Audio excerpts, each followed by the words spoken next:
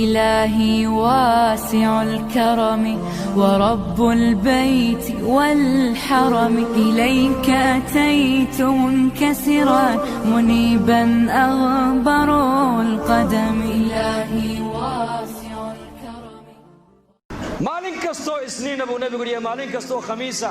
ayaa ahmaasha adoomadu ay sameeyeen wanaagsan ilaahay la horgeeyaa adoon kasti oo ilaahay cibaadadiisa aan cid kale la wadaajin dambiga ka dhacay ilaahay waa u soo dhaafaa illa laba adoon buu rasuulku laba adoon dambigooga lama dhaafo amalkoogana ilaahay hortiisa laguma furo ilaahay wuxuu yiraahdaa labada amalkooga u celiya dambigoogana ma dhaafayno ilaahay dhexdooda ka heshiinayaan dhexdooda islaax ka ridayaan mooyaan كانت بينهما شحناء نبي لما أدون دحدودا عداوتنimo iyo buqdi iyo isnaacayb dhexdooda uu ka jiray amalkooga ilaahay jalla wa ala loo geyn maayo dambigoogana dhaafi maayo celiya buu ilaahay kuwa amalkooga hay keenine ilaahay saamaxayaan iyaga dhexdooda waana inagu saafina waana isku naxariisana waana noqonaa sida ilaahay uu sida nabigeenu yiri almu'minu lilmu'mini kalbunyan yashuddu ba'dahu ba'da mu'minka kale wuxuu ku yahay dhis mu'miniintu sida dhagaxda dhisku ay dhagax u haysto ayaa muslimiintu isku haystaan